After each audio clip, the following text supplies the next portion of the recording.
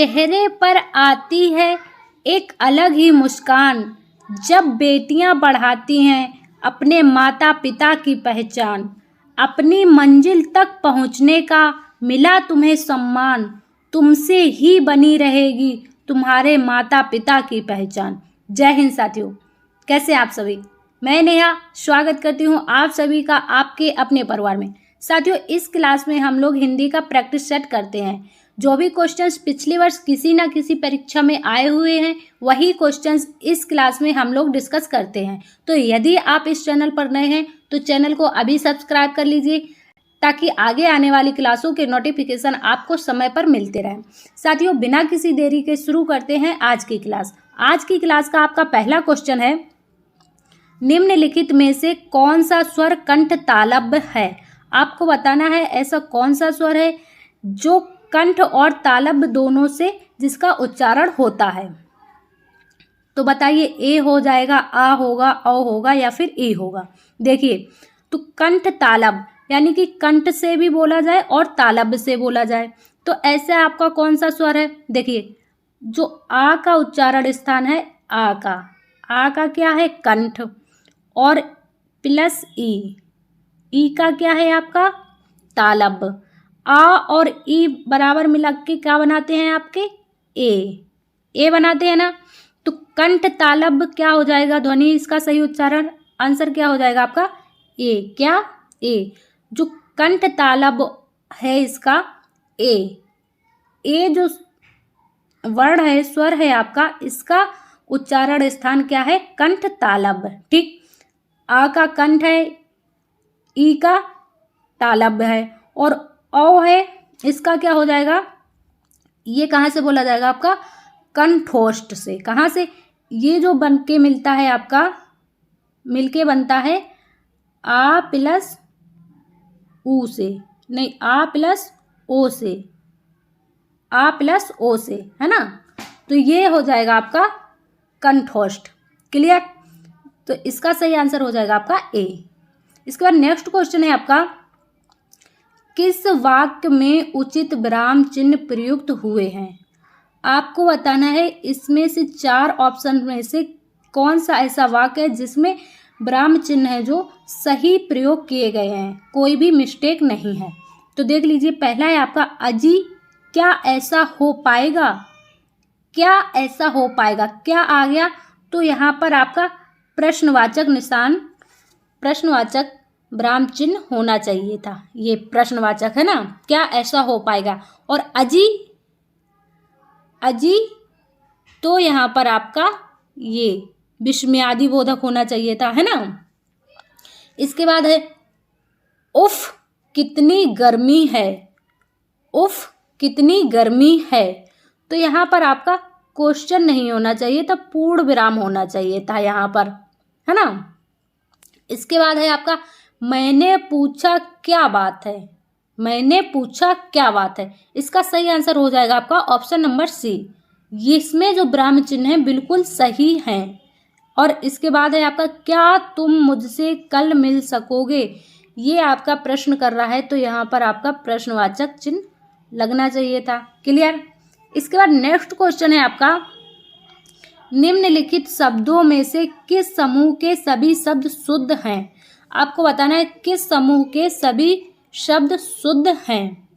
ठीक, तो देखिए आप इसमें से कौन से शुद्ध हैं। देखिए, पहले में दिया गया है प्रसून, ये आपका प्रसून नहीं होगा, क्या होगा, प्रसून। जो इसमें है सा में आपके बड़े ऊ की मात्रा लगेगी। ठीक, और दूसरा है गंधर्व, गंधर्व नहीं होता है, गर्धव होता है, दा में रा उड़ती है ना। ये तो आपका गलत हो गया। इसके बाद पंकज परंपरा गंगा, इसका जो सही आंसर हो जाएगा ऑप्शन बी। इसमें जो है आपके सारे ऑप्शन, सारे शब्द बिल्कुल शुद्ध लिखे हुए हैं। और इधर क्या है, चंचल कन्या घंटा। देखिए, चंचल और कन्या तो सही है, लेकिन घंटा गलत है। घंटा आपका इस तरह से लिखा जाता है। क्लियर। इसके बाद लख, इसका तो ये गलत है। देखिए, लख में लख नहीं होता है आपका, लक्ष्य होता है। क्या, लक्ष्य होता है, यहाँ पे छा बनेगी आदि। कृपया लिखा है, कृपया आपका पूरी पावनेगी आधी नहीं, कृपया आपका इस तरह से लिखा जाएगा। अभिनेत्री सही लिखा है। लक्ष्य नहीं होता है, लक्ष्य होता है, लक्ष्य, इस तरह से। क्लियर। इसके बाद नेक्स्ट क्वेश्चन है आपका, भाववाचक संज्ञा कितने प्रकार के शब्दों से बनती है।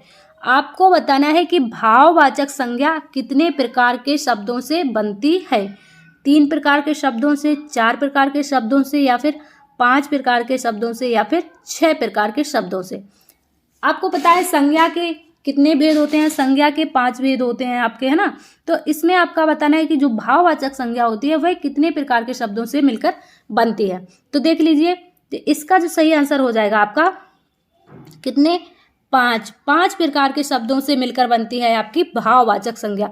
अब कौन कौन से 5 प्रकार के शब्द हैं, देखिए, एक आपका जातिवाचक से भी बनती है, जातिवाचक संज्ञा से बनती है आपकी भाववाचक संज्ञा। बनती है कि नहीं, बताया था आपको, जातिवाचक संज्ञा से बनती है आपकी भाववाचक संज्ञा। दूसरी आपकी विशेषण शब्दों से बनती है भाववाचक संज्ञा, है ना, विशेषण शब्दों से बनती है। तीसरी आपकी क्रिया शब्दों से क्रिया शब्दों से बनती है। इसके बाद आपकी सर्वनाम से बनती है, और अव्यय से।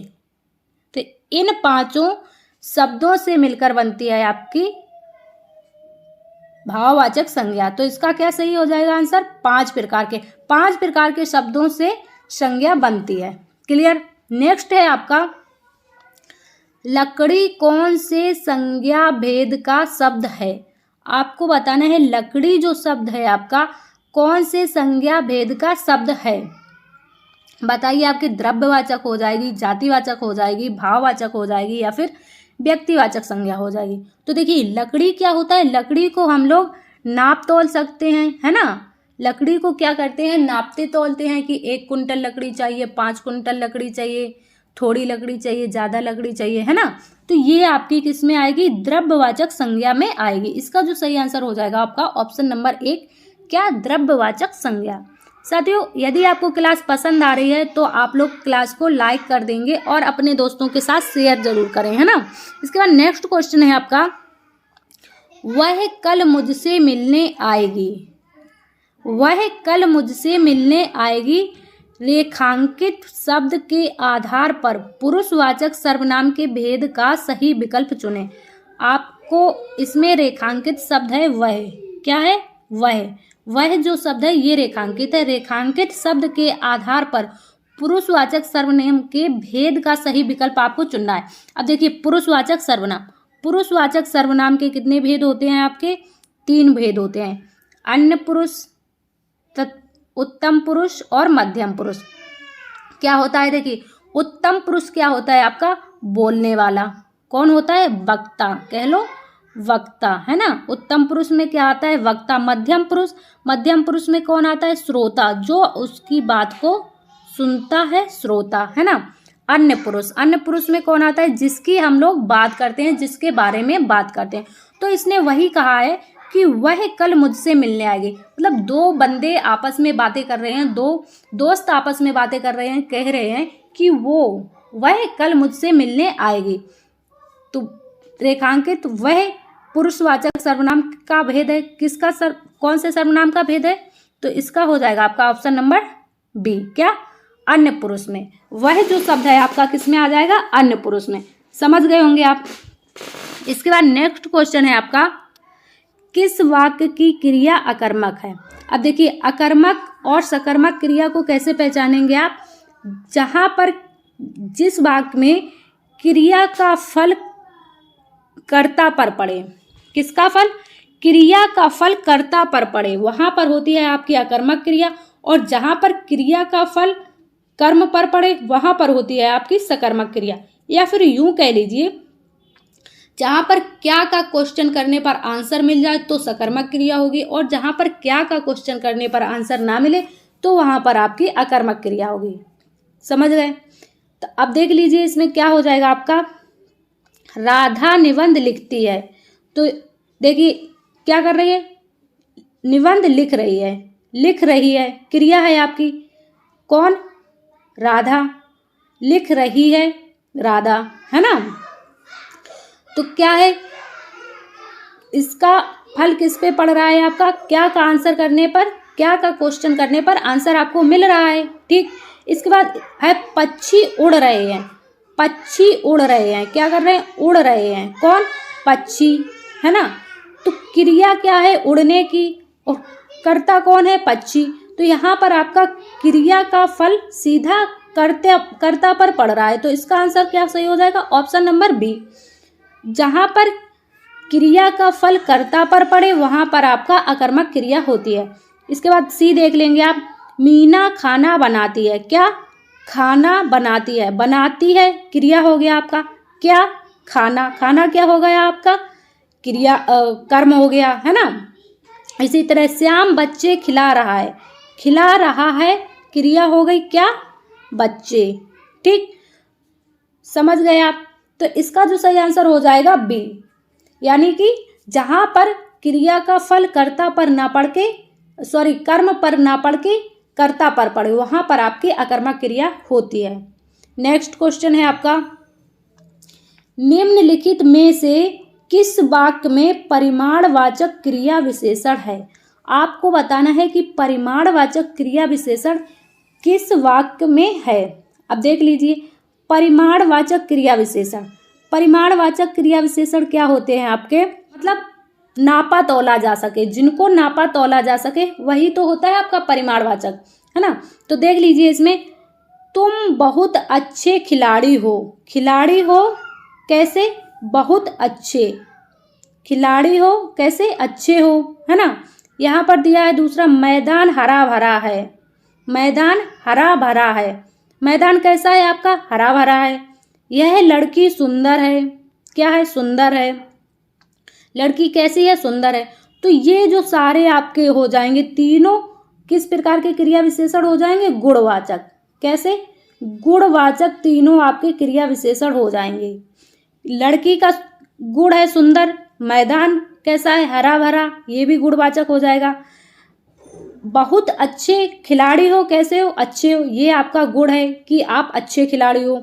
इसके बाद ये दिया है आपका ऑप्शन नंबर डी, इसका जो सही आंसर होगा ऑप्शन नंबर डी, क्या, इस बारिश में बहुत ओले पड़े, इस बार बारिश में बहुत ओले पड़े, क्या, बहुत ओले पड़े। अब ओलों को आप नाप तोल सकते हैं, कितने ओले पड़े, बहुत पड़े, मतलब अनिश्चय, अनिश्चय परिमाणवाचक हो जाएगा यहाँ पर, कि कोई निश्चित नहीं है कि कितने ओले पड़े। आप किसी के घर घर में जाकर काउंट तो नहीं करोगे कि 4 किलो उसके घर में पड़े, 5 किलो उसके घर में पड़े, है ना। तो ऐसे तो आप काउंट नहीं करोगे। तो यहाँ पर कौन सा भेद हो जाएगा आपका, अनिश्चयवाचक, अनिश्चय परिमाणवाचक क्रिया विशेषण। क्लियर। इसके बाद नेक्स्ट क्वेश्चन है आपका, लड़का जल्दी से लपक कर पहुंचा, लड़का जल्दी से लपक कर पहुंचा, जल्दी से पद का कौन सा भेद है। आपको बताना है जल्दी से पद का कौन सा भेद है। देखिए, योजक है, क्रिया विशेषण है या फिर सर्वनाम है। अब देखिए, क्रिया है, यहाँ पर क्या हो रहा है, लपक कर पहुंचा, क्या, लपक कर पहुंचा, लपक कर पहुंचा, तो ये तो हो गई आपकी क्रिया। अब कैसे पहुंचा, विशेषता क्या है उसकी, जल्दी से, धीरे से, लेट कर, लपेट कर, जैसे मान लीजिए, है ना। तो कैसे पहुंचा, जल्दी से पहुंचा, तो ये किसका भेद, कौन सा भेद हो जाएगा आपका, पद का, क्रिया विशेषण, पहुंच रहा है कैसे, जल्दी से, है ना। क्लियर। इसके बाद नेक्स्ट क्वेश्चन है और आपका लास्ट क्वेश्चन है, निम्नलिखित में से कौन सा वर्तमान काल का भेद नहीं है। आपको बताना है कि कौन सा आपका वर्तमान काल का भेद नहीं है। पहले तो आप काल जान लीजिए कि काल कितने प्रकार के होते हैं। तो आप ये तो जानते ही होंगे कि काल के भेद कितने होते हैं, कितने भेद होते हैं, 3 भेद होते हैं। एक आपका भूतकाल, भविष्यकाल और वर्तमान काल, है ना। तो वही इसने पूछा है वर्तमान काल के भेद। अब देखिए, जो भूतकाल के भेद होते हैं, भूतकाल में 6 भेद होते हैं। वर्तमान काल में आपके कितने भेद होते हैं, वर्तमान काल में 5 भेद होते हैं। कितने, 5 भेद होते हैं। और भविष्य काल में 3 भेद होते हैं। अब 5 भेद कौन कौन से होते हैं, देखिए, एक तो होता है आपका तात्कालिक वर्तमान, ना नहीं लिख पाया यहाँ पर, एक होता है आपका तात्कालिक वर्तमान, दूसरा होता है आपका पूर्ण वर्तमान, तीसरा होता है आपका संदिग्ध वर्तमान, चौथा होता है आपका संभाव्य वर्तमान है ना, और पांचवा होता है आपका सामान्य वर्तमान। कौन सा? सामान्य वर्तमान। तो 5 भेद होते हैं आपके वर्तमान काल के। तो ये इसका जो सही आंसर हो जाएगा ऑप्शन नंबर डी। क्या? हेतु मध्य वर्तमान काल, ये वर्तमान काल का भेद नहीं होता है। हेतु मध्य ये वर्तमान काल का भेद नहीं होता है। क्लियर? तो साथियों ये थी हमारी आज की हिंदी प्रैक्टिस क्लास। आपको ये क्लास कैसी लगी आप लोग कमेंट्स में ज़रूर बताइए, और आपने आज की इस क्लास में कितने क्वेश्चन सही कर पाए हैं आप लोग इसका आंसर कमेंट्स में ज़रूर बताइए। साथियों मिलते हैं आप सभी से अगली क्लास में। जब तक के लिए स्वस्थ रहिए, मस्त रहिए और अपनी तैयारी करते रहिए। जय हिंद साथियों।